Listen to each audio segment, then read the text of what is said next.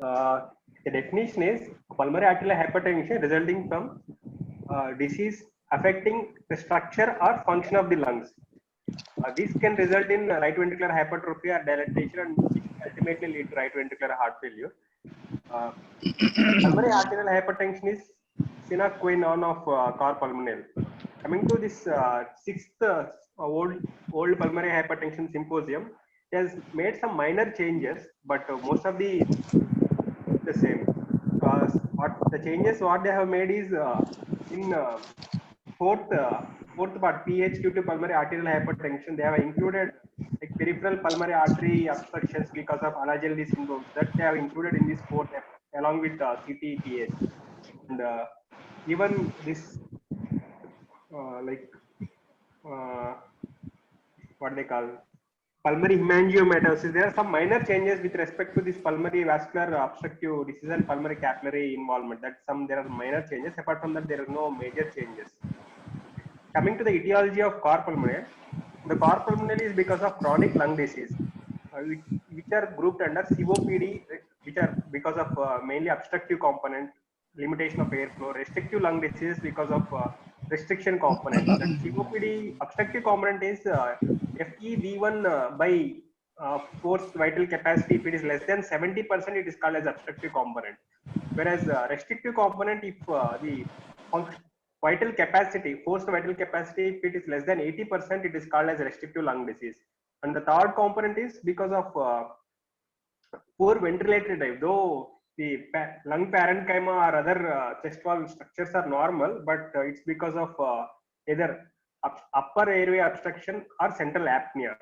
So coming to the classification further, obstructive, this is the table from Hurst, which includes obstructive, restrictive, and restrictive includes either parenchymal and also chest wall related etiologies, and hypoventilation syndromes, which include OSA, obesity, central apnea, and hypoxic vasoconstriction because of mountain sickness. Coming to mechanisms or pathophysiology of cor pulmonale, this chronic respiratory disease causes increase in pulmonary vascular resistance, which in turn causes pulmonary arterial hypertension. This is a precapillary type of pulmonary hypertension. So among precapillary pulmonary hypertensions includes the class 1 as per old pulmonary hypertension symposia, class 1, class 3, and this class 5 also. So the main thing is we have to differentiate between class 1 and class 3. That will come in the later part of this discussion. And the pathophysiology is chronic inflammation, hypoxia, fibrosis, and parenchymal loss. We can see the flow chart. There will be in chronic COPD, there will be inflammation, which systemic inflammation, which also causes increase in this inflammatory mediators, reactive oxygen species, oxidative inflammation, which will cause some inflammatory changes even in the pulmonary vascular bed, in the pulmonary arterioles. And hypoxia, which is defined as a PaO2 less than 55 or 60. In acute case, it can cause pulmonary vasoconstriction. This is called as a hypoxic pulmonary vasoconstriction. Or in chronic phase, it can cause vascular remodeling. And fibrosis, especially in cases of this idiopathic pulmonary fibrosis, that restrictive lung disease, this can cause anatomic compression of the arterioles and some structural changes in the arterioles. And parenchymal loss also will contribute to this increased pulmonary vascular resistance. And in patients with the COPD, because of hypercapnia, there will be acidosis, which in turn will have changes in arterial stiffness. And polycythemia, hyperviscosity syndrome also will is one of the underlying pathophysiology. This all will lead to the increased arterial stiffness, vascular remodeling, endothelial dysfunction, which in turn leads to increased pulmonary vascular resistance and pulmonary arterial hypertension. And because of that, consequently, RV hypertrophy and RV failure develops. And this spectrum is called as cor pulmonale. When the cor pulmonale definition was given long back, it included RV hypertrophy in the definition, but consequently, this RV hypertrophy was changed to this structural changes or functional changes in RV, and consequently the right heart failure. Coming to clinical manifestations, these clinical manifestations are non-specific with a background history of chronic lung disease of COPD, restrictive or OSA. Overt signs and symptoms of cor pulmonale are late, and usually these symptoms are dominated by chronic pulmonary disease initially. And The symptoms and signs include peripheral edema, though it is non-specific. It's not specific to right heart failure because this peripheral edema can arise because of secondary hyperaldosteronism in COPD, raised JVP, hepatic congestion, severe pulmonary hypertension. Rarely can manifest as syncope or pre-syncope. Coming to physical examination, there is prominent V wave because of TR, hepatojugular reflex, and left parasternal heave due to RVH, though this is not often always noticed because of hyperinflated chest or emphysematous chest. And P2 will be loud, PR murmur, you can appreciate TR murmur. And the signs of right heart failure include RVS3, raised JVP, pedal edema, and even anasarca also. So the non-invasive, regarding diagnostic part, non-invasive diagnosis and the gold standard is right heart catheterization, that is invasive part. Coming to ECG changes, you will see the features of right ventricular hypertrophy, right atrial enlargement, and pulmonary hypertension features, which include side axis deviation, RVH features, P pulmonary and right atrial enlargement. And one more thing is, even these COPD patients, especially arrhythmias, supraventricular arrhythmias are common, which include multifocal atrial tachycardia, AF flutters, and even they can have frequent VPCs because of this acidotic milieu. And risk of VT is also increased in these patients. Coming to X-ray, in X-ray, the signs of pulmonary hypertension you can notice like enlarged main pulmonary artery and dilated right descending pulmonary artery. And we can also notice the signs of lung disease like either emphysematous chest or fibrosis, fibrotic changes. And lateral X-ray helps you in establishing, like you can notice the right ventricular enlargement, especially retrosternal space will be obliterated because of RV enlargement. And in coming to CT, MRI, and nuclear scan, these are mainly like supportive or can also help in establishing the diagnosis. Like CT, like bronchiectasis changes, honeycombing in restrictive, hyperinflation in emphysema, and skeletal abnormalities in kyphosis. This you can depicted in CT. In MRI is mainly for MRI of chest or MRI, cardiac MRI helps in establishing the RV function, RV volumes, and also it can also assess the pulmonary arterial compliance. And the other is VQ scan.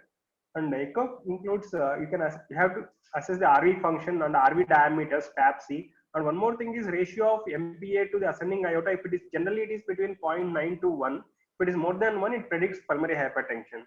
Coming to invasive component, right heart catheter, and the other investigations which you can take help of is ABG and NT-proBNP, which you can screen in COPD patients. If it is elevated, it suggests that even patient is having elevated pulmonary hypertension, elevated pulmonary pressures, or even incipient right heart failure.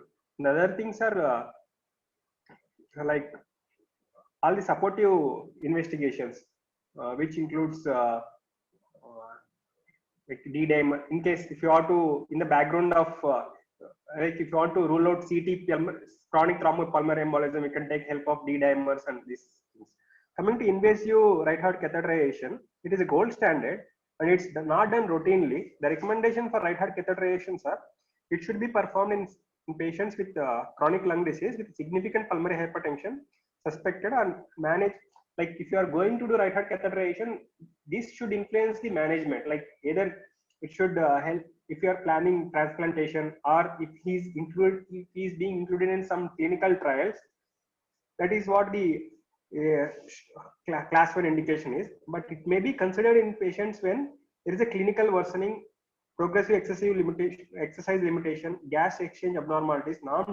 It's, if you are thinking that the deterioration of the patient is not because of the ventilatory component, and if you want to accurately prognosticate the patient, then in that case, right heart catheterization may be considered.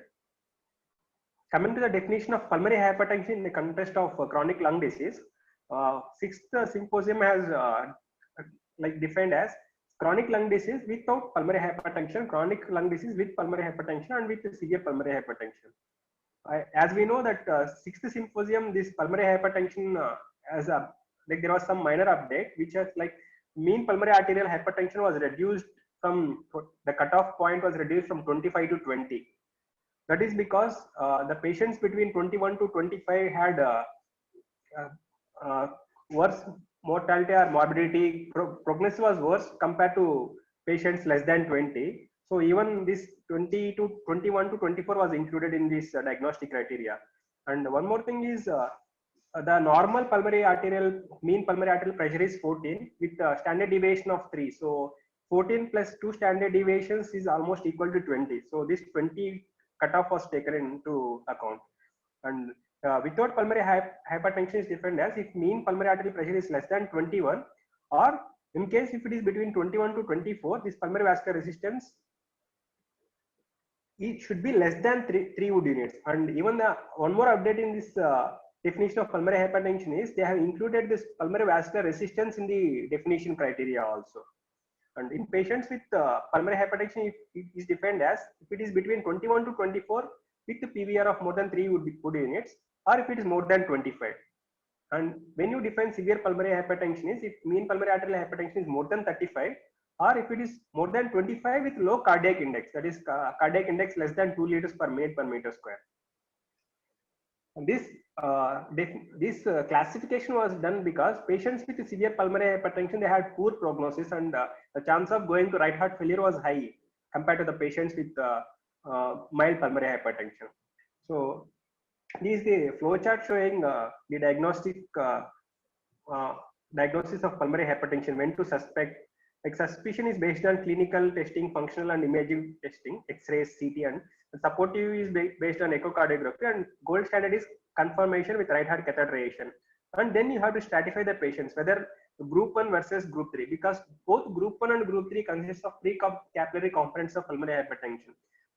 There are one set of people where in patients with the group 1, they may have mild pulmonary lung parenchymal disease, and in patients with group 3, though they are having mild to moderate lung parenchymal disease, they may have severe pulmonary hypertension, which is not explained because of this lung disorders. So this stratification is given in flow chart. Like limited CLD, it is they have taken, generally we describe this obstructive if FEV1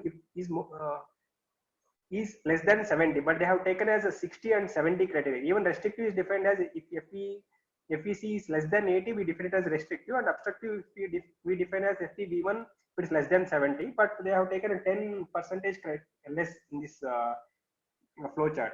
Okay, coming to after, once you have stratified whether they are group 1 or group 3, group 3, then you should stratify them whether they belong to the mild to moderate PH or severe PH. Severe PH, those people should be treated in like expert centers, whereas mild to moderate PH, there is no role of PAH targeted therapy, but there is role of long-term oxygen therapy. This is how the diagnostic flow chart. And main features of pulmonary arterial hypertension, there is some points to make note of. That is, the pulmonary hypertension in class 1 and class 3 are not same, because especially patients with lung disease or cor pulmonale, they have only, most of the patients will have mild to moderate degree of pulmonary hypertension only compared to that of primary PH. And pulmonary hypertension, even if it is mild at the baseline, most of the people during exercise, during sleep, or during exacerbations of COPD, this can worsen. That is the main thing. These three factors play main role in development of right heart failure. Coming to these three components, CLD PH with exercise, impact of exercise on CLD PH, because normally what happens is during exercise there will be a proportional reduce in PVR with a proportional increase in CO2, cardiac output. So there will not be much change in pulmonary hypertension or pulmonary pressures. But what happens in the COPD component is, because already this arterioles are affected, the pulmonary vascular resistance doesn't decrease during exercise, but cardiac output increases, and that's why pulmonary pressures are increased. They develop pulmonary hypertension. That leads to the worsening of mild or moderate level pulmonary pressure level patients to severe level. And one more thing in this symposium, old pulmonary hypertension symposium, is this exercise-induced pulmonary hypertension. It was not taken into account because the gold standard of diagnosis of pulmonary hypertension is based on right heart catheterization. That's why they thought that during measuring cardiac like pulmonary pressures during exercise is difficult and it's not reproducible. That's why they have not focused much on exercise-induced pulmonary hypertension. And the other thing is, coming to our topic, CLD PH, the effect of sleep on this pulmonary hypertension. There are two subcategories: CLD patients with underlying OSA component, CLD patients without OSA component. Coming to CLD patients without OSA component, there is acute increase in pulmonary hypertension during sleep. The reason which they have proposed is because of REM sleep. During REM sleep, there are bursts of oxygen desaturation, and this in turn cause hypoxic pulmonary vasoconstriction. That is why leading to the pulmonary hypertension. And in patients with the OSA component also, apart from this, there is alveolar hypoventilation and mismatch because of this OSA component, and this can lead to severe peaks of pulmonary arterial hypertension, and even it can raise by 10 mmHg. And coming to CLD-PH, the effect of acute exacerbation of COPD, this causes worsening hypoxemia and hypercapnia, which caused pronounced increase in pulmonary arterial hypertension by more than 20 mmHg. The reason is this hypoxic pulmonary vasoconstriction. Hence, this exercise, sleep, and acute exacerbations of the disease can favor development of or precipitate right heart failure in this CLD-PH group. Coming to the progression of pulmonary hypertension in COPD or CLD, generally this progression is very slow. Like these PA pressures can remain stable over 3 to 10 years, but some 30% of advanced COPD patients exhibit worsening of PA pressures during follow-up. That is the difference between class 1 versus class 3 is most of the patients in class 3 have mild to moderate pulmonary hypertension, whereas in most of the patients in class 1 have severe pulmonary hypertension. Coming to these patients progressing to right heart failure, the classic view is the CLD, they develop pulmonary hypertension, then RV dilatation, RVH, RV dysfunction, which progress to right heart failure, especially during exacerbations. And a point to note is right heart failure is not seen in all patients with the CLD or COPD. And one more thing is peripheral edema is not specific to right heart failure, and even some patients with right heart failure doesn't have peripheral edema also. The other main cause of peripheral edema is renal dysfunction, secondary hyperaldosteronism. And coming to this we have discussed group 1 versus group 3. There is some overlap, especially in patients with mild PH with mild CLD or coincidental mild COPD in patients with primary PH. This is the flowchart. This is the flowchart they have given to distinguish between. Did I put this twice? Sorry, no. This is the flowchart which they have given to distinguish, stratify the patients between group 1 and group 3. If they are having either restrictive component or obstructive component, that has to be taken into account first, followed by even the imaging parameters also, high resolution CT. And coming to hemodynamic profile, right heart catheterization echocardiogram, most of the patients in group 1 will have moderate to severe PH, whereas group 3 will have mild to moderate PH. And other ancillary testings like HIV, connective tissue disorders, genetic mutations, these are present in this group 1, whereas they are absent in group 3. And the other thing is cardiopulmonary exercise testing also to risk stratify these groups. We already have discussed this updated hemodynamic definition, which they have given as pre-capillary, isolated post-capillary, combined pre and post-capillary. In pre-capillary, the pulmonary artery wedge pressure is less than 15, and the mean pulmonary artery pressure is more than 20, and PVR is taken into account in this definition, PVR of more than or equal to 3 Wood units. Whereas in post-capillary, the PVR is less than 3 Wood units, but mean pulmonary artery pressure is more than 20, and even pulmonary capillary wedge pressure is more than 15. Combined post, we can have both capillary wedge pressure more than 15, mean PAP of more than 20, and PVR of more than 3 or more Wood units. Coming to treatment of this pulmonary hypertension because of chronic lung disease, the treatment is mainly if patient presents with acute right heart failure and if he is edematous, they have to give diuretics and oxygen. And the other thing is long-term oxygen therapy. And though limited role, there are some PAH targeted therapies which they are trying for severe PH subsets, but the trials have not proved it. Coming to this CLD, PH, COPDs or other CLDs, long-term oxygen therapy.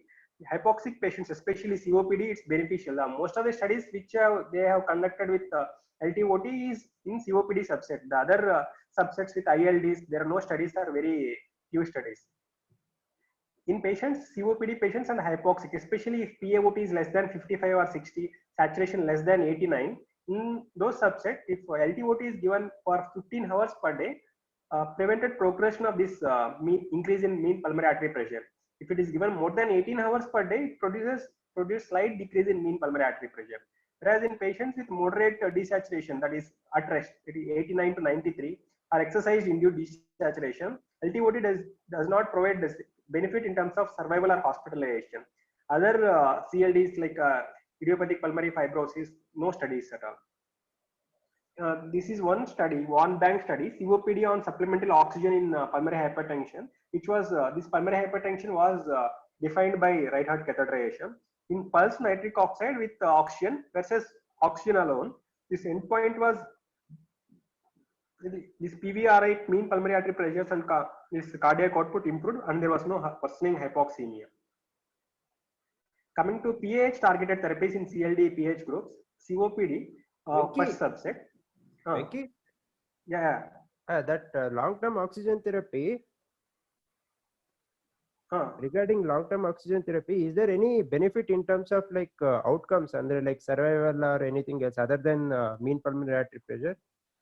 No, this LTOT has showed survival benefits, hospitalization benefits, and decreased the progression to right heart failure, especially in patients with hypoxemia. Like if SpO2 is less than 89 or PaO2 is less than 60, in those subset it has showed survival benefit. No, with severe hypoxemia there is survival benefit, huh? Yes. Oh. Coming to PAH targeted therapy in COPD subset. We'll discuss this PAH targeted therapy in terms of a few subheadings like pulmonary hemodynamics, what is the effect on pulmonary hemodynamics, effect on exercise tolerance or symptoms, effect on oxygenation, and to conclude overall evidence. So effect on pulmonary hemodynamics, long-term use of this PAH targeted therapy has improved pulmonary hemodynamics in COPD, but this improvement in pulmonary hemodynamics was not translated to this improvement in symptoms or exercise tolerance or quality of life. That is one thing. On exercise capacity and other things like exercise capacity or dyspnea, quality of life, this is not improved. And effect on oxygenation, there was thinking that this pulmonary arterial hypertension dilator, this pulmonary vasodilators may sometimes can worsen this hypoxemia, because normally what happens in lungs is pulmonary hypoxemia will cause pulmonary vasoconstriction, so that redirecting the blood to capillaries are a set of lung lobules where oxygenation is good, but this protective phenomena is lost because of this pulmonary vasodilator. This was the hypothesis, but only few studies proved that oxygen desaturation was there with effect of pulmonary arterial this pulmonary PAH directed therapies with the help of pulmonary vasodilators, but most of the studies showed that there was no effect on oxygen levels, and which was also not beneficial. To conclude, this PAH directed therapy may have a benefit if mean pulmonary artery pressure pressure is more than 35, but further studies are required before this recommendation has to be made. And coming to this another subset of group with pulmonary like restrictive pattern of lung disease, idiopathic pulmonary fibrosis, idiopathic interstitial pneumonias. Coming to the safety, Artemis study, and there was two studies where this PAH directed therapy was harmful to the patients. So that's why in Artemis study, what they have this study was done is ambrisentan in patients with idiopathic pulmonary fibrosis. This study was terminated prematurely because it increased the disease progression. That's why they also told that ambrisentan should not be given in idiopathic pulmonary fibrosis. The other study is RISE IIP study, that is Rosuvagot in patients with idiopathic pulmonary fibrosis. They thought to study about 6-minute walk distance after giving Rosuvagot in this subset of group, but this study also was terminated prematurely as it increased the mortality in this group. It increased adverse drug reactions also. And coming to the effect on pulmonary hemodynamics, most of the studies showed that there is no improvement. And BP HIT study, bosentan in AAP patient, there was no improvement. Other study is Artemis, which we have discussed, that is also shown no improvement. And effect on exercise tolerance, meta-analysis showed that there is no improvement. And even on symptoms and quality of life, there is one the sildenafil STEP IAF study which showed some positive effect, but this was not translated to large randomized control trials. And even trepoportional showed some improvement. Other studies showed that there was no improvement. And the effect on oxygenation with this pH targeted therapy is aerosolized ileoprost or inhaled nitric oxide sildenafil did not worsen this hypoxemia, but IV epoprostenol worsened this hypoxemia because of pulmonary vasodilatation. To conclude, Rosuvagot and ambrisentan are contraindicated in this subset of patients with idiopathic pulmonary fibrosis, and there is no evidence of benefit of either endothelial antagonists in this group, and sildenafil showed conflicting results. Coming to CLD pH in sarcoidosis group, RCT lacks data, so no pH targeted therapy is recommended. And in systemic sclerosis group, the systemic sclerosis group pH, they are like there is spectrum of pH from group 1 to group 3 to group 5. So you have to, apart from evaluating the patients with for pulmonary hypertension, you should also do anatomical imaging like high resolution CT to rule out parenchymal lung disease. And patients with group 1 pH targeted therapy can be tried. Other group of patients or other spectrum of patients, they has to be referred to the expert centers. And coming to this OSA pH group, non-invasive ventilation improved pulmonary hemodynamics, RV function, and exercise capacity on long-term follow-up of 3 to 6 months in one study, and it is recommended also. In other subset of groups like patients who are living in high altitude, like that is more than 2,500 meters above sea level. And in these patients, this high altitude pulmonary hypertension is defined as mean pulmonary artery pressure more than 30. This point to make note of. Generally, we describe it as more than 20, but in this subset, they have defined it as more than 30. I don't know why they have not updated in this group. And the prevalence is 5 to 23%. This definition is by International Society of Mountain Medicine. Mechanisms are, which we have already discussed, like low ambient oxygen causes hypoxic pulmonary vasoconstriction, increase in PVR, and long-term hypoxia will cause pulmonary arterial remodeling. And these people will also have polycythemia, and which all together contribute to this raised PVR and PAH. But however, this raised PVR is reversible. Like patients, if the definite treatment of these patients is re-exposure to normal FiO2, and these pulmonary pressures will get normalized. Other treatments which are tried are sildenafil and Rho kinase inhibitor Fasudil. They have showed that there is improvement in this pulmonary hypertension. The other is drug is also captopril, which was tried and showed some improvement in this group. Coming to recommendations of treatment in different patient groups with CLD-PH, especially with respect to pH directed therapy. So they have stratified this CLD-PH groups into like patients with mild obstructive or restrictive lung disease in whom CT shows no gross parenchymal abnormalities and who present with clinically relevant pH. These are groups which you have to stratify and differentiate from group 1 versus group 3. And another is more severe obstructive disease or restrictive lung disease, but with less severe pH. In this group, there is no role of pH directed therapy, and if they are having, generally they will not be like very hypoxemic also. So that's why the CLD directed treatment should be given. And that's what the current data does not support pH approved drugs in these patients, and limitation of exercise capacity in these patients is largely due to ventilatory, not circulatory impairment, and functional benefit from pH treatment is questionable. Coming to the other subset of group, patients with more severe obstructive or restrictive and severe pH, that is defined as mean PAP of more than 35 or PAP of more than 25 with associated decreased cardiac output, cardiac index. These people have poor prognosis and they should be referred to expert pulmonary hypertension or CLD centers for individual patient care. And these people should also, they have told that they should be, this RCT should be conducted among this subset of groups so that some definitive evidence comes into literature. Another is patients with end-stage obstructive or restrictive lung disease and associated PAH. Life preserving measures, mechanical ventilatory support, ECMO, and can be utilized for bridge to transplantation, lung transplantation.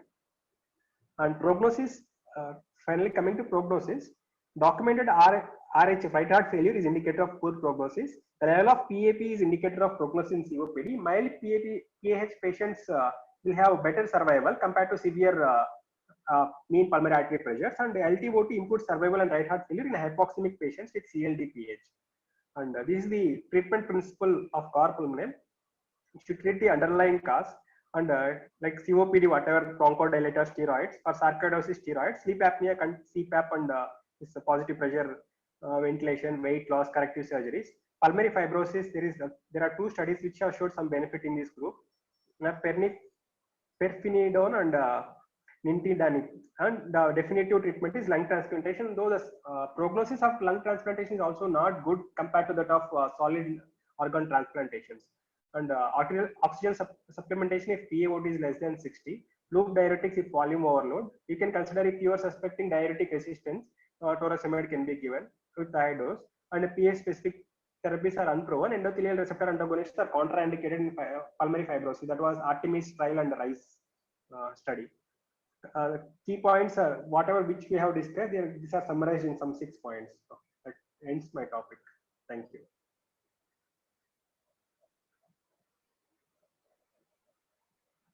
Hello. Vicky. Yeah. So only long-term oxygen therapy and Ashe, Matenu, there is no effective treatment. No effective treatment. Okay. And diagnose, no, you have to diagnose. PAH is there independent of CLD or because of CLD? Yeah, that you have to diagnose. This most of this is from what Dimpu has sent me. That is from the 6th symposium latest articles only in group 3. So if there is severe PH with COPD, then I think they can consider that first PH specific drugs, considering it as a can be considered, but though there like there is no enough evidence to tell that they are indicated like that. It is the from patient to patient basis. They should be individualized as per their center protocol. That's how that they are told. It's not like they are indicated, and even sometimes what they are telling is it may worsen the pulmonary, like it can cause desaturation also. That is the point. And even ambrisentan and this Resiogott has where like especially in patients with restrictive lung disease, idiopathic pulmonary fibrosis, they are contraindicated also.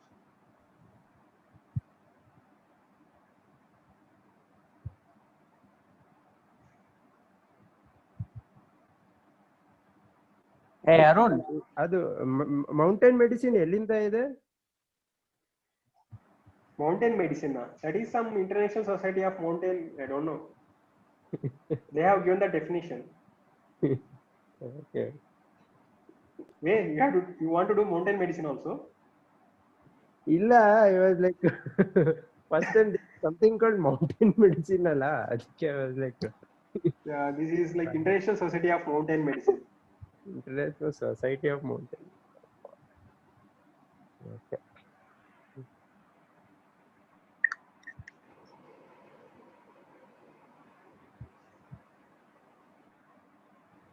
Mainak,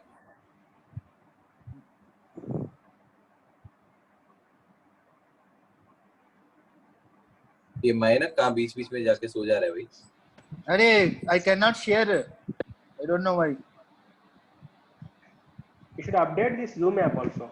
I updated already. Just now I fully updated it. I think now you are not a co-host. I was made co-host. Varun,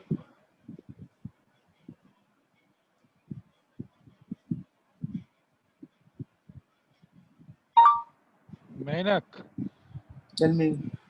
you send me the PDF. I will share you, or you send to anyone.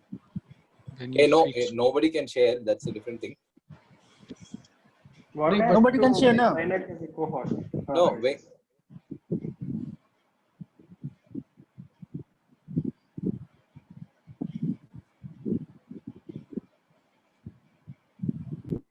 Hello.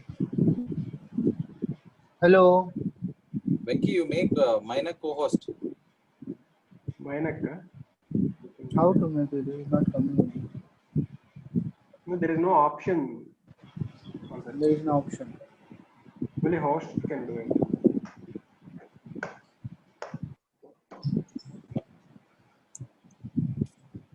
Varun is not there, huh? Busy. Maybe he is online.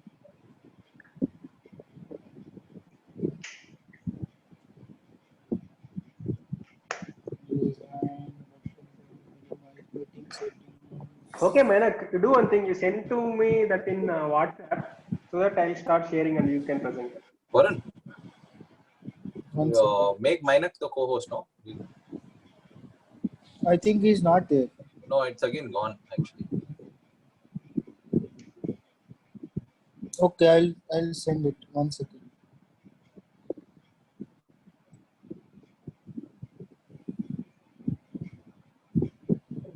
Mainak, try sharing Not. now. 1 second. I can do. I can do. What happened? What you have changed? No. I asked Varun to make you the co-host. He's gone out for a bit, I think. Okay.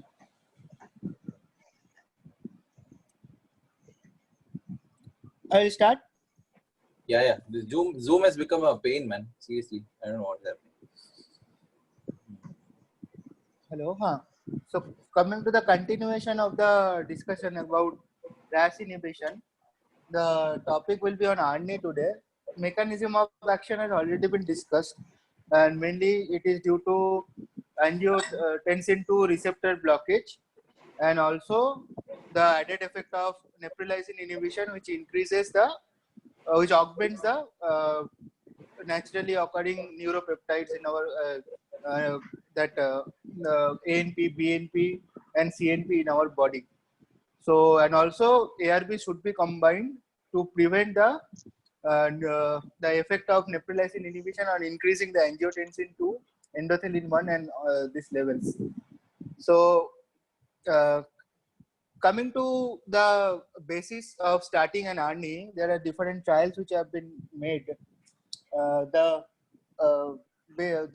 Paradigm HF trial is the biggest trial in this contest, with heart failure as reduced ejection fraction with LVEF of less than 35% as the study population.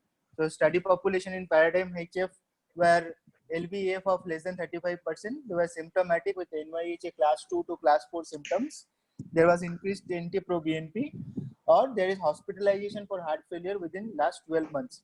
Here, ARNI was compared with enalapril, and it is shown that ARNI provided a better reduction of primary outcomes, which included composite outcome of CV death and hospitalization.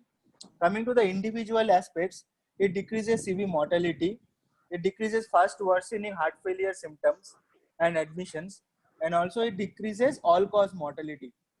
And also it is shown that all the patients who were on ARNI as compared to patients who were on enalapril, when they decompensated on ARNI, they required less intensive care support, they required less requirement of inotropes, and also in the long run there was less requirement of heart failure device treatment or transplantation in these cases.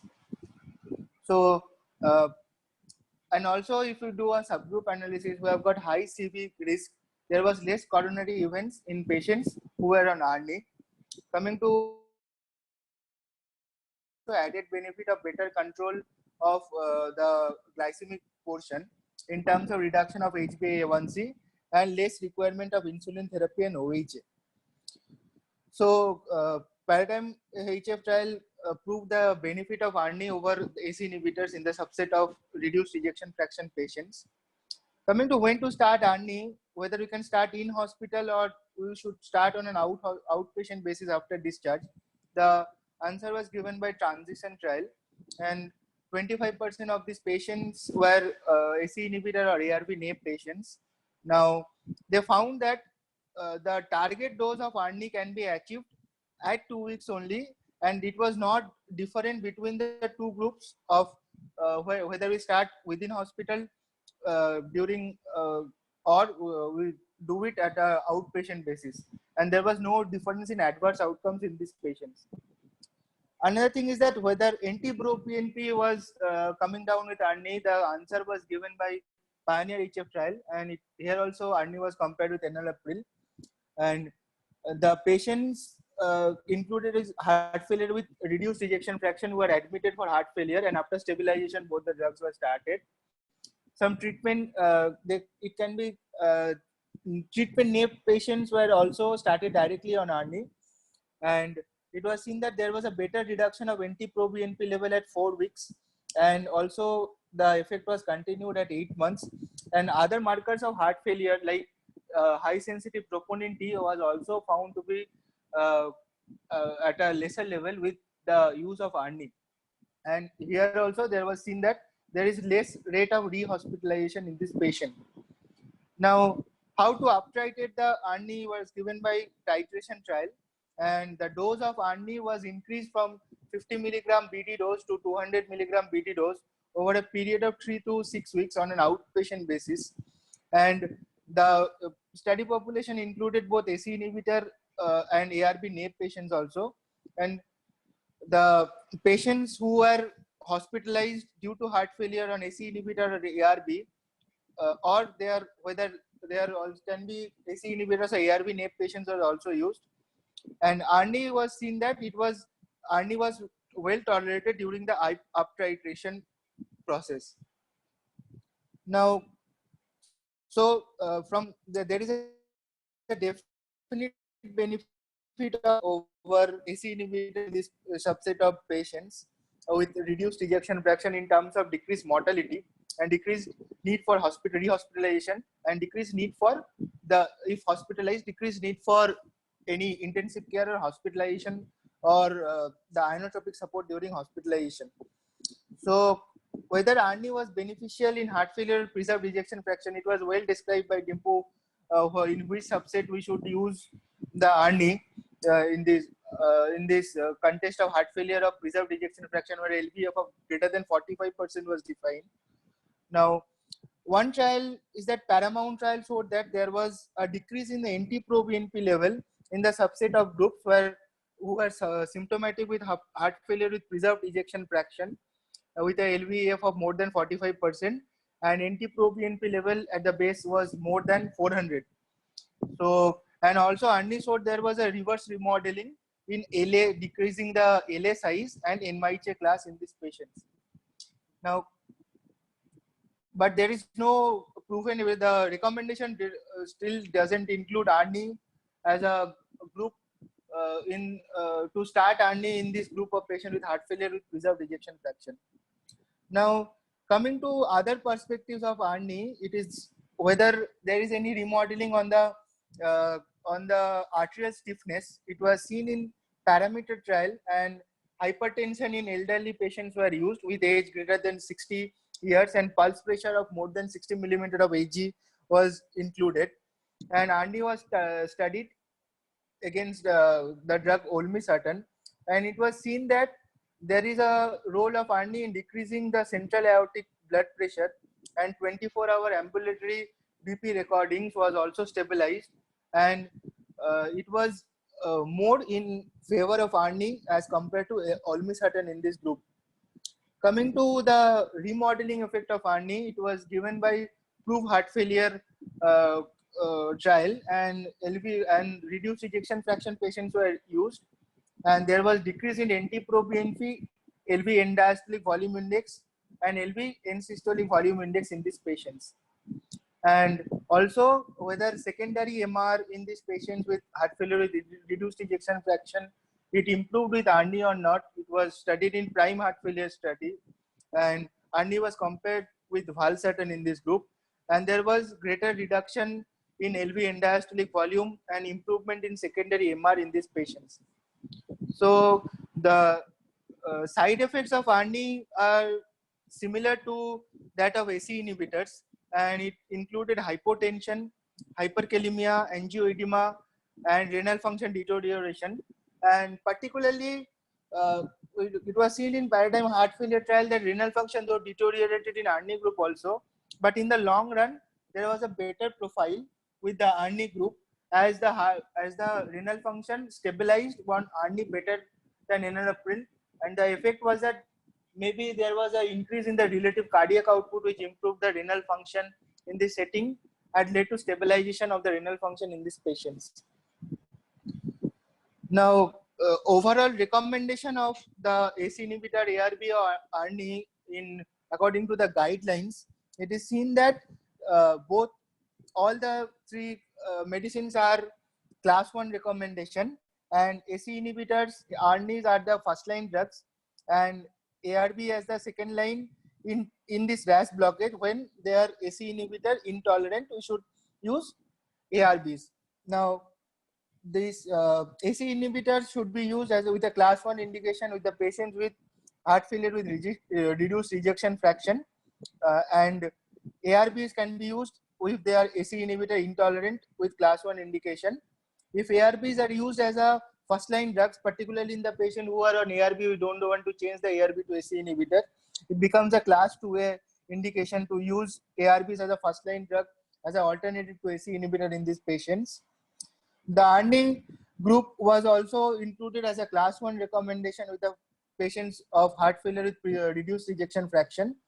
And it is seen that who are intolerant to AC inhibitor or ARB, not in the respect of angioedema. Angioedema, if it is there, then it becomes a class 3 indication for ARNI also.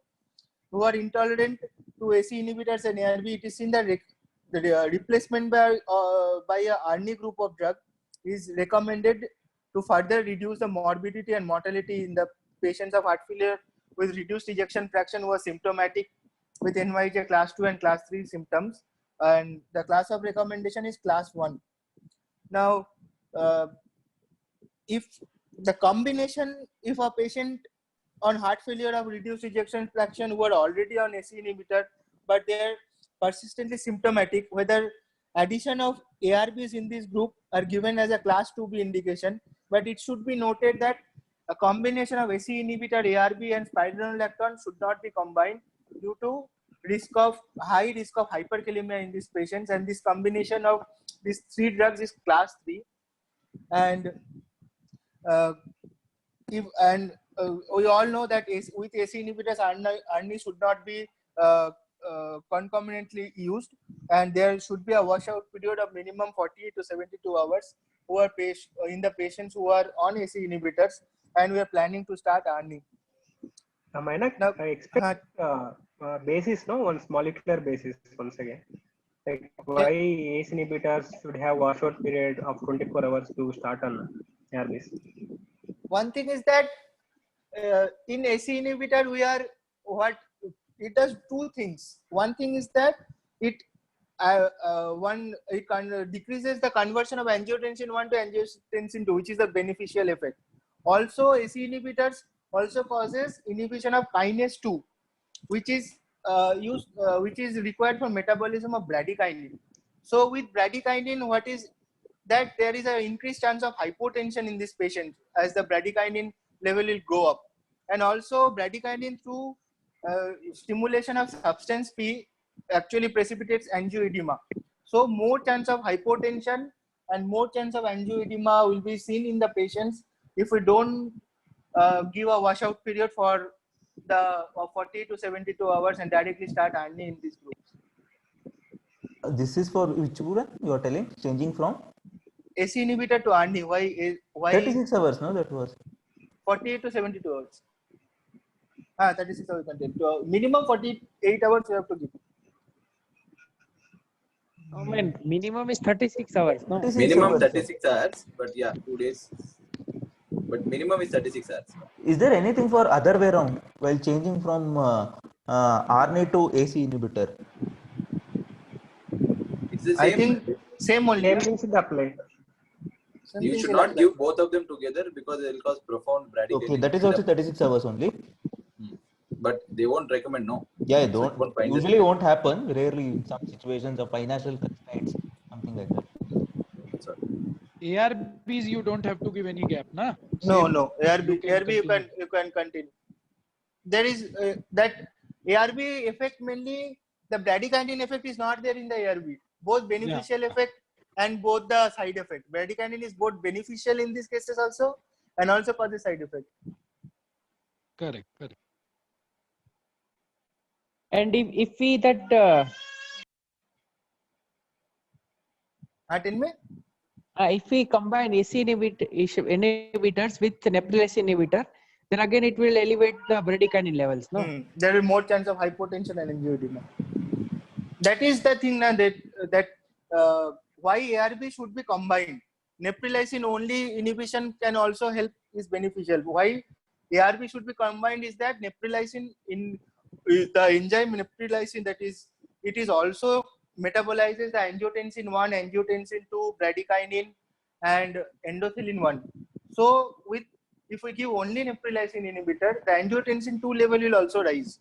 So there is the beneficial effect by augmentation of the action of the natriuretic peptides will be neutralized by increase in the angiotensin 2 level.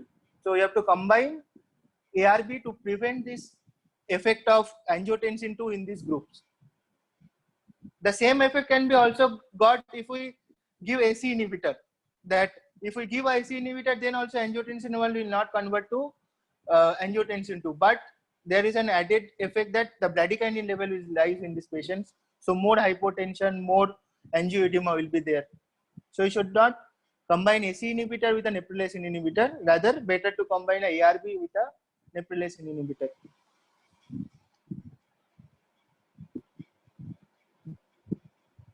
Basically, there will be additive effect of AC inhibition and neprilysin inhibition on bradykinin levels. Mainly the bradykinin level will rise. So side effects will be more.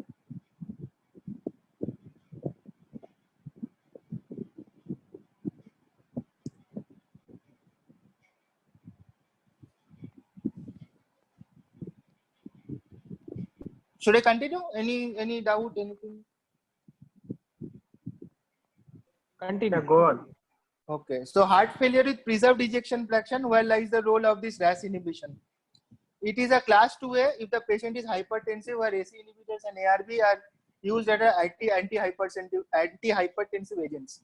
And if we target that we should prevent hospitalization, then it becomes a class 2B with AC inhibitors and ARBs, and the level of recommendation will be class 2B. Okay. And the thing is that the NT-proBNP level is high and hospitalization for heart failure is there within last 1 year, then we can start a AC inhibitor and ARBs in this patient with a goal to prevent rehospitalization.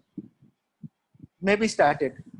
And coming to post myocardial infarction patients, the role of AC inhibitors and ARB with class 1 recommendation with LVEF of less than 40%, history of heart failure, and all the patients should be on AC inhibitor, and it is given as a class 2A in CCS group, because there is an effect of decreased mortality in this group in terms of increased CV death and increased CV events in the long run. So all the patients of post myocardial infarction, irrespective of the LVEF, and should be on a AC inhibitor, preferably on AC inhibitor. If they are intolerant, we can start an ARB in these patients also. So coming to mineralocorticoid receptor antagonist, LVEF of less than 40%, diabetes, and history of heart failure during the myocardial infarction subset, we can start a mineralocorticoid receptor antagonist on the top of AC inhibitor and beta blockers in these patients. Now in NSTEMI, AC inhibitors and ARB also are a class 1 indication where there is LV dysfunction, heart failure, diabetes, hypertension or CKD, provided that the GFR is more than 30 in these patients and there is no hyperkalemia.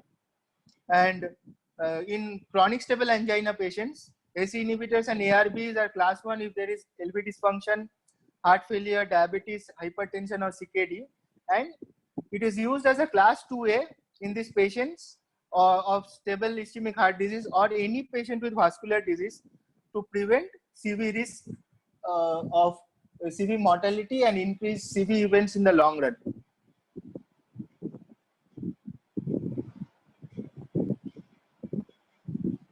This is on AC inhibitors and ARB. This one, RNA, sir.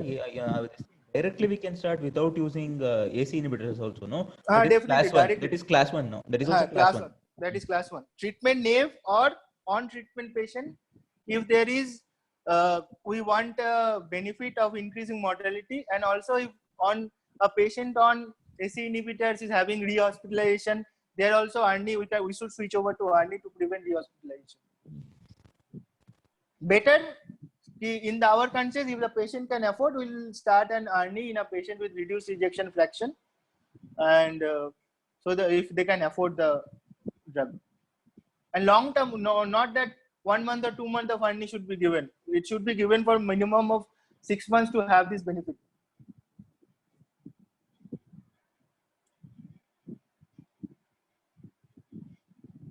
Mainak, Hmm. that post MI RNA they are trying out should be a positive trial only, is what from the looks of it. It's Paradise MI trial. Paradise MI trial, yes. Yeah. So just wanted to say that it's in phase 2. I think it's. I mean, sorry, it's phase 3. It's expected to have some results next somewhere down the next year's. I mean, animal models and all, it is found to reduce the free wall rupture and all. Some article I read. And in pediatric, this thing, Panorama HF trial that we have to remember. In pediatric age groups. So, Panorama HF. What is confidence HF? Confidence, Lokesh has texted. What is confidence HF?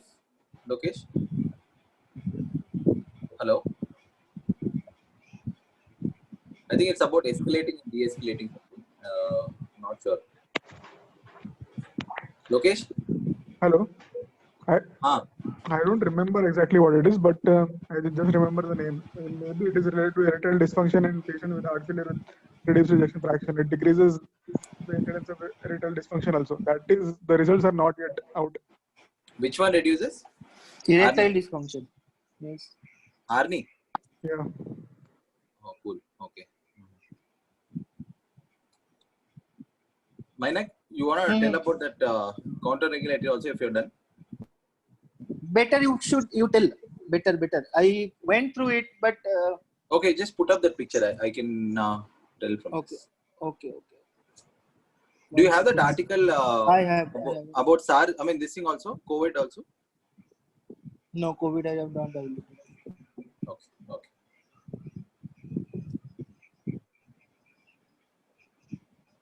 Yeah. This picture you just put up this picture. This one, no? Yeah, that's enough. Oh, Varun is not allowed annotating, is it? Okay. Okay, it's fine. I think people can anyways follow if I... One second, wait.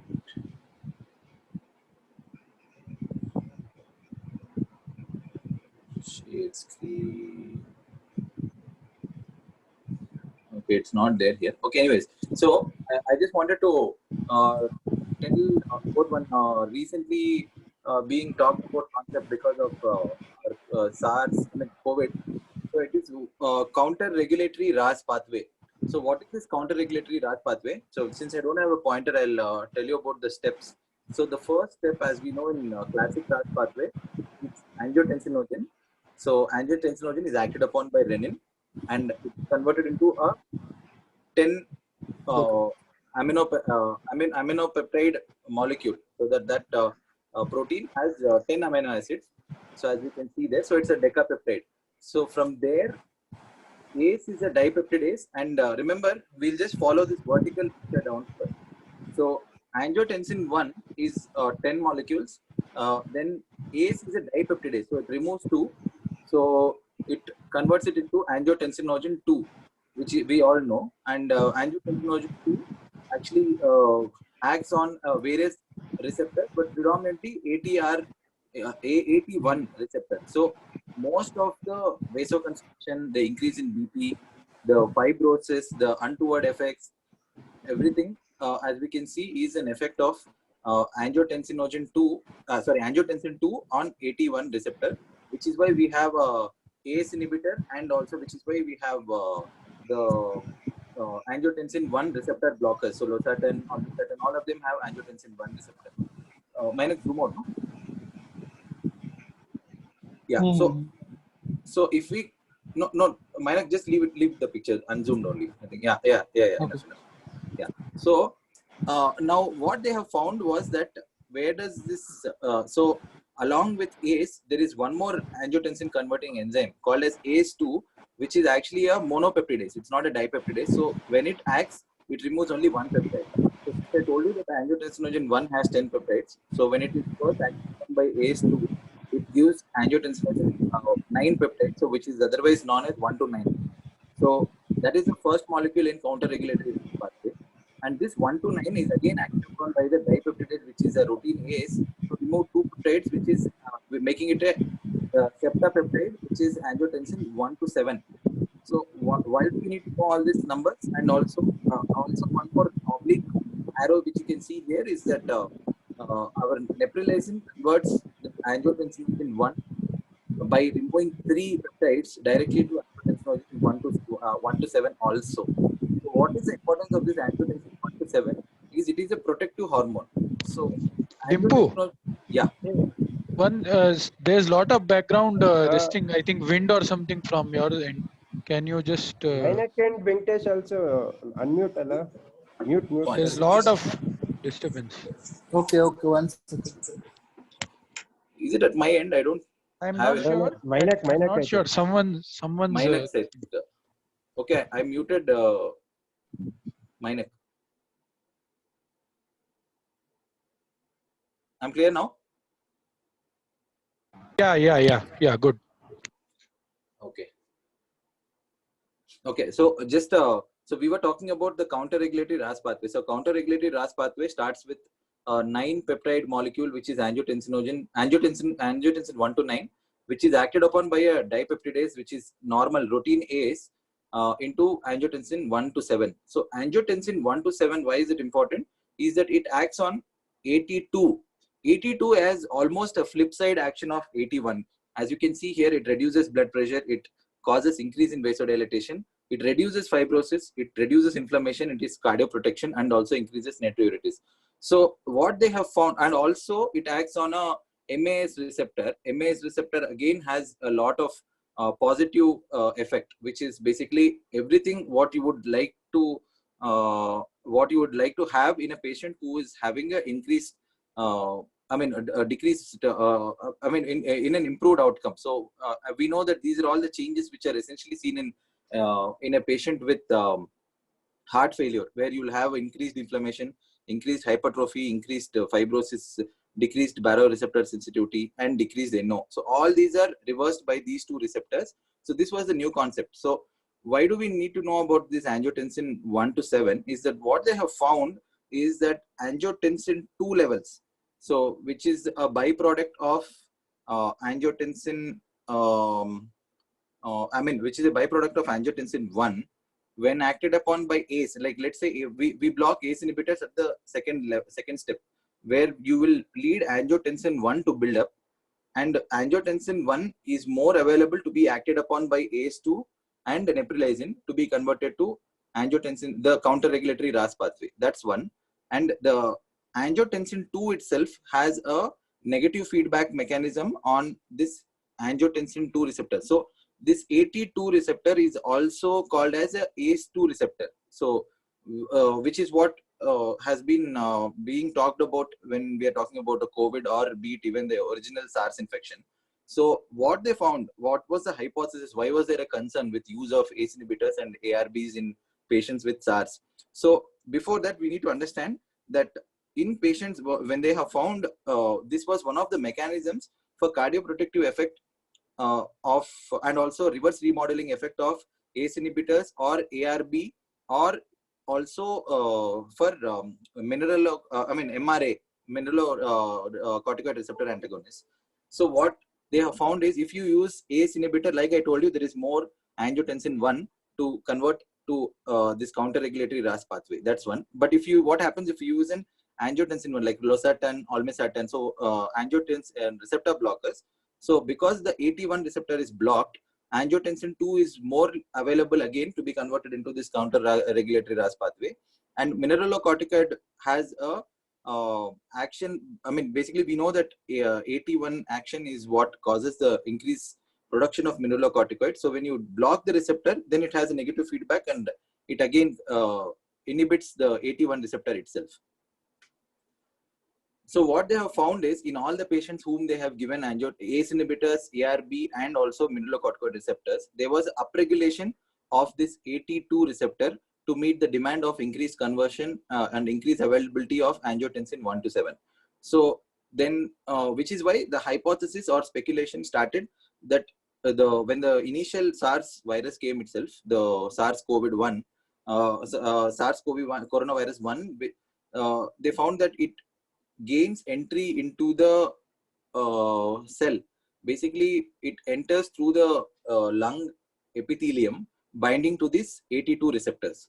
So they found that, they hypothesized that because there is increase in these receptors, there is actually, in these patients who are on ACE inhibitors and ARBs, there might be increased pathogenicity because more virus will enter the body. So that has currently been disproved. So what has happened is that they have come into they have understood that it is true that both COVID-19 virus, the SARS-CoV-2 and also the one, gains entry into lung epithelium through the ACE2 receptor, or otherwise AT2 receptor is also called as ACE2 receptor. So upregulation, which is seen in patients who are otherwise on ACE, may lead to increased amount of virus entering into the lung epithelium.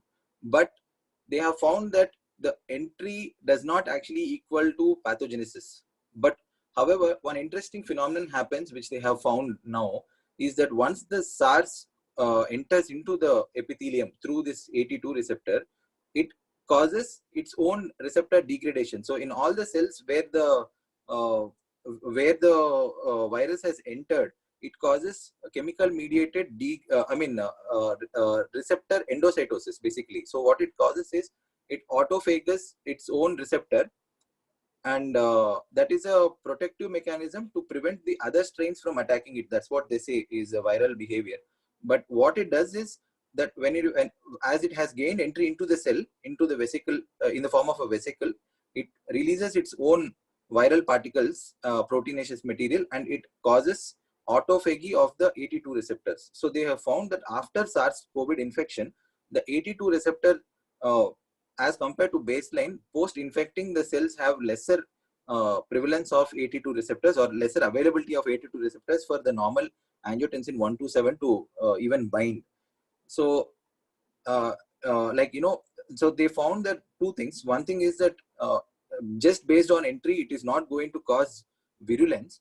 But however, they found that the magnitude of decrease in these AT2 receptors is what responsible for, because as we can understand, when AT2 receptor is autophagocytosis, has undergone autophagocytosis, this all beneficial effects will never happen, because despite the availability of the molecules, we will not be able to, despite the availability of the molecules, there will not be available receptor to actually carry out the mechanism.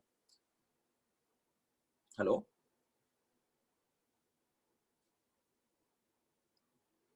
Hello? Carry on. Yeah. No, he's showing that. Yeah. Okay, so the SARS-CoV-2 binds to AC2, then it comes inside actually, and then actually it was in JAK. I'll put up that picture where they have given that it causes autophagocytosis of the AC2 receptor from the cell. So what it does is, so now the current thinking is that instead of actually being concerned, they have even actually started to consider giving ACE inhibitors and ARB and mineralocorticoid receptor antagonists, because we know that it upregulates AC2 receptors. So they hypothesize that actually the patient's cardiovascular outcomes may be improved with ACE. So in contrary to actually finding increased MACE, they found that people who are on ACE inhibitors actually might actually benefit from giving this ACE inhibitor. That is the current understanding of this ACE inhibitor and COVID, and also this counter-regulatory RAS pathway, and the importance of AC2. So the reason, the recent 2020 April article on JAK, basically I'll share that. It is yet in pipeline for publication. I mean, it's published, but the complete thing has not come. Only the accepted manuscript has come. That is given it well, showing all these pathways which I mentioned, and also the fact that currently they believe that definitely stopping ACE inhibitor and ARB is not necessary, and even people who would otherwise have a lesser recommendation to receive these ACE and ARBs also might benefit, because we know that ACE inhibitors and ARBs upregulate this AC2 receptor, which is otherwise a mediator of only favorable pathway in a patient in respect to cardiovascular outcomes. Hello. Yeah, Gaurav. Dimpu. No, one thing I did not, I understood the whole cascade which you are trying to explain. The only Yeah. thing what I'm not understanding is, see, when you have given this ACE inhibitor ARB, you there will be upregulation of this counter-regulatory pathway. Okay. So once this COVID enters using this AT2 receptors, as you said, it undergoes autophagy. So obviously you will be losing the beneficial effects from the AT2 pathway, right? Like I mean AT2R pathway. No. What I'm saying is that AT2 receptors are upregulated because there is more amount of substrate for the receptors. So the body, the upregulation is not at the cellular level; it's a genetic level. So what happens is, even than a normal person, if you take a person who is on ACE inhibitors, they will have increased amount of receptors. So even if SARS has actually entered through few cells and it has caused autophagy, you will still have enough number of receptors than a normal person would to mediate those beneficial effects. That is the current thought process. Okay. And another thing that either way, this COVID is getting access to those receptors into the cells, right? So if at all it was not there, then it would not have gained the access. So, no, but it is there in everybody, Gaurav. So it is there in one second. Mainak, just stop screen share. No, I found that article. I'll just share that. But why would increase in the substrate will cause upper regulation of the receptor? It will cause down regulation of the receptor. No, it is not about down. You see, what they have found is that why it increases the not every receptor will have a feedback based on just the substrate. No, it is not. It doesn't work that way. So You said what it has is feedback, no? No. What is it is right. There is increased amount of counter-regulatory thing. That is not the only mechanism. What they have found is, if you block AT1 receptor, they found that you will have increase in AT2 receptors in the body. One of the mechanism, one of the hypothesis is that unavailability of the substrates for AT1. So body automatically like switches to AT2 is what they have found. Okay, and by only inhibiting ACE, how will you switch to the counter-regulatory pathway? Because ACE is coming up in the pathway. Yeah. So what happens is that basically what they found is that this angiotensin 2 is my screen seen? Visible. Okay. So what they Lokesh, answer to that question is, what they found is angiotensin 2 is basically a potent down regulator of AT2 receptor than AT1 receptor in tenfold basically. So if you reduce the amount of angiotensin 2 which is there, automatically the amount of AT2 receptors in the body will go up. That's what they have found. Okay, so, but your counter-regulatory all metabolites which are 17 which one, angiotensin which you told, and that will decrease, no? Why will it decrease? Also decrease. No, angiotensin, no, ACE2 is there, no, to convert. ACE inhibitor, you are only inhibiting ACE1, not ACE2. It doesn't have any effect on ACE2. No, see, according to that pathway, the ACE is converting your no, that is one of the things. No, that is just one of the things. ACE is also converting angiotensin 1-9 to angiotensin 1-7. No, wait. Two are different enzymes. Two are different enzymes. One is ACE1 and one is ACE2. ACE2 is beneficial. ACE2 is converting angiotensin 2 to angiotensin 1-7. If angiotensin 2 is not there, and how can angiotensin 1-7 come? Wait, I'll show you that. Okay, tell now. Lokesh, it is angiotensin 1 which is getting converted to 1-9 and 1-7. See, Lokesh, you can see now, no? Yeah. So, this is angiotensin 1, okay? Yeah. After, so you block ACE. You block ACE. Yeah. So, but ACE2 is not blocked, so it can convert it into so it will convert to 1-9. 1-9. Yeah. After that, ACE is not converting. ACE can convert it to this, but otherwise, what happens is it will get acted upon twice by ACE2. That's all. It's not like that's the only mechanism. And 1-9 also. To come to angiotensin 1-7, you have two pathways, either from angiotensin 2 or angiotensin 1-9.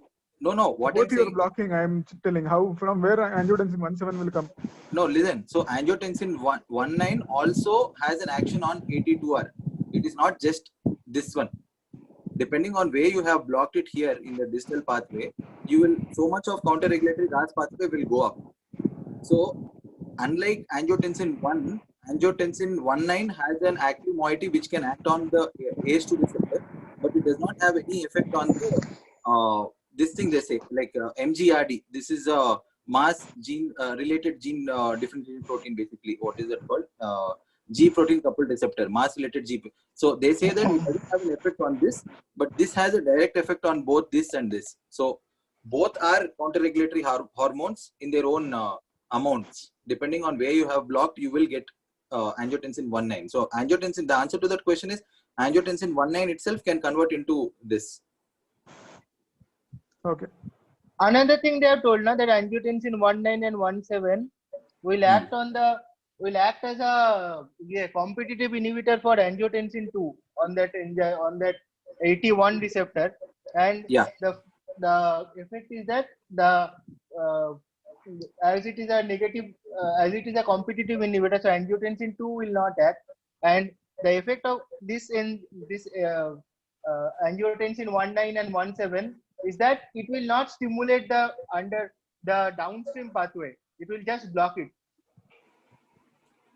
And also, and where did this go? And also, if you have blocked ACE also, neprilysin is not blocked. No, Lokesh. Neprilysin will convert it into angiotensin 1.7 also. One more pathway. Then if you're blocking neprilysin, then in what happens? It's actually harmful. No, neprilysin blockade will basically just increase the amount of AT1, I mean endothelin and also angiotensin 1 levels. So which is why you should block even the angiotensin receptor along with neprilysin blocker. AT1 blocker. We have not studied ARNI with respect to this counter-regulatory as of now in this setting, but what happens in a patient with ACE, ARB and MRA is that definitely there is upregulation of this. So I'll show you the picture which Gaurav was telling. So what happens is this, see. Okay, so this one. So SARS comes, I mean COVID comes and attaches to the ACE2 as you can see here, and then it gets endothelized. After that, what it does is it causes an inhibitor. Minus just mute your this thing, I think. Hello. Yeah. So what it causes is it causes the calmodulin inhibitor complex to come and shed the AC2 receptor, as we can see here. And this is basically mediated by some molecule called ADAM7 bar TNF alpha. So why it is important is that all the beneficial effects in the heart in the cardiovascular outcomes are mediated through ACE2 inhibitor. So they found that indirectly when you are increasing the levels of ACE2 on the membrane by giving ACE, ARB and ACE, it's not proven that it will help in cardiovascular outcomes, but they have hypothesized in a reverse way that it might help in improvement of cardiovascular outcomes, because the only thing this receptor does is have a favorable outcomes. However, because it is not involved in the pathogenesis of this thing, they found that though the number of receptors are more in availability for it to enter, it does not play a role in so much of pathogenesis. They have not seen adverse outcomes in patients who are on ACE and ARB. Dimpu, this AC, the receptor for this one, COVID virus is ACE2, no? Yeah. Angiotensin converting enzyme 2, and that the receptor which undergoes upregulation is angiotensin 2 receptor. It's both of them are basically used interchangeably. I don't know. Actually, some books are saying that ATR2 and ACE2. What I understood is that basically both are the same. Is it?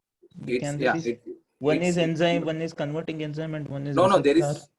I know. But then ACE2 stimulates angiotensin receptor. That's what it gives here. See. Structural mimicry, anything is there? I'll send you this article. Anyway, send it. Yeah. It's ACE2 receptor, which is otherwise basically a it gives in the beginning. Basically, ACE2 receptor is actually what is acted upon by angiotensin 1 to 7 they give basically.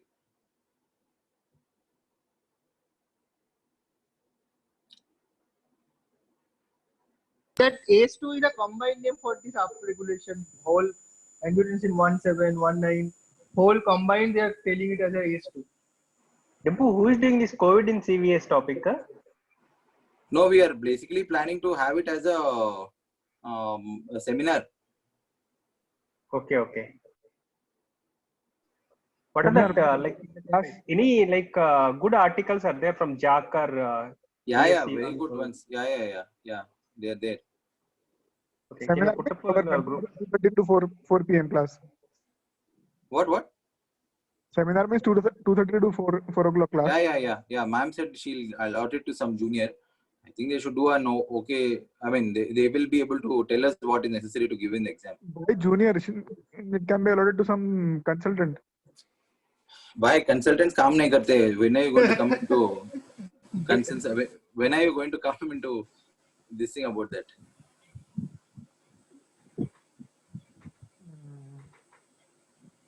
Anyways, so basically they call this whole receptor this thing as, I mean, in this journal, in JAC journal, basically they're saying AC2, angiotensin 1 to 7 and mass complex is upregulated. That's what they say. Thing is togetherly put at a single group. Yeah. But what at the receptor level, what is being upregulated is the angiotensin 2 type of receptor, which is actually this counter-regulatory RAS pathway has been targeted. That if you see that picture, actually there is one thing called as alamandin. After the decarboxylase acts on angiotensin 1 to 7, it forms alamandin. Alamandin is also the one thing which has a lot of positive benefits. So the alamandin, analog had come to actually just cut all this indirect way of increasing angiotensin 2 and like directly go for the analog, but it somehow did not get approval. So I mean, not approval, like it failed in the phase 2 this thing, because there was some antibodies which were forming to it and all that, something like that. Dimpu, this counter regulatory RAS, yeah, is it, I mean, this is some new concept, or was there from before this COVID and all? No, it was there previously also. It is in Braunwald also. That's counter regulatory. See, this is a kind of evolution of that, Gautam. Okay. So it's been there. But now, why in terms of COVID you are telling that the same thing?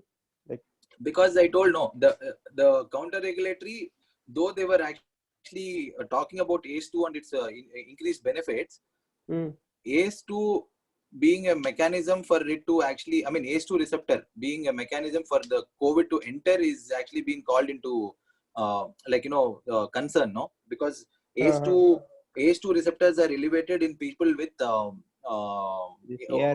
on ARBs and AS. So because if you're giving a drug which will increase the entry receptor for a virulent virus, so should it be of a concern? That is why, should we lay off ACE inhibitors and ARBs at all altogether in hypertensives whom you are treating in possible exposed groups to COVID? So, which is what they studied, and they found that because the ACE2 receptor per se has a beneficial effect only, and it does not have a decrease. I mean, it doesn't have detrimental outcome. And second thing is, though SARS enters through that, it does not contribute to its pathogenesis. And moreover, what it does is it downregulates this ACE2 receptor, which can have a negative cardiovascular outcome because it is actually a protective receptor otherwise in the body. So they are reverse hypothesizing that, though it is entered, maybe the adverse cardiac outcomes and maybe the adverse problems in co-infection, COVID infection, is because of downregulation of this receptor. Because you saw that picture which I showed, it actually enables its shedding once it goes inside. So maybe that is the pathophysiology of the virus or pathogenesis of the disease is what they're thinking in the terms of cardiovascular outcomes. So the other hypothesis is that to keep the people who are on ACE inhibitors and ARBs on that, and also to start it to actually have a better cardiovascular outcomes, even in the forms of people who have persistently increased heart rates, whom they are suspecting some form of cardiovascular involvement is actually being tried out. It's just a thought. But The counter regulatory, in fact, even this article has come back much before it's come in February, but there are similar articles like this counter regulatory RAS which have come much before COVID times. So because there's a lot of focus on this because of COVID, that's why I thought we should know about this actually in respect to ACE and ARBs. Okay.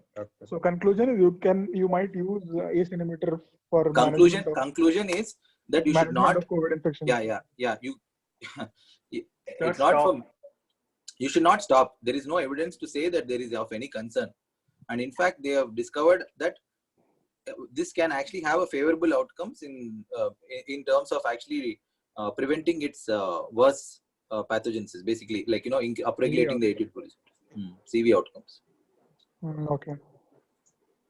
Okay, I'll send this article also. This is very beautifully given in this. But only thing is, it's not, because it's a pre-proof, the pictures are below and this thing is above. That's the only thing. So you'll have to just go down all the way. So this is the counter-regulatory RAS on the left side, ACE2 and coming to MAS receptor. So they say that it is mainly through MAS receptor and also through AT2 receptor. That's what they're saying. And this is the pathogenesis picture. Okay.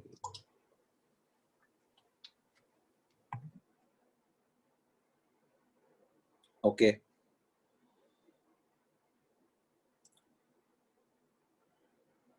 Okay, Dimpu. Thank you. Okay, da. Bye. Then. Bye. Thank you, Venki. Bye. Venki, thanks. Okay. Bye. Thank you. Thank you, Dimpu. All of you. Thank you.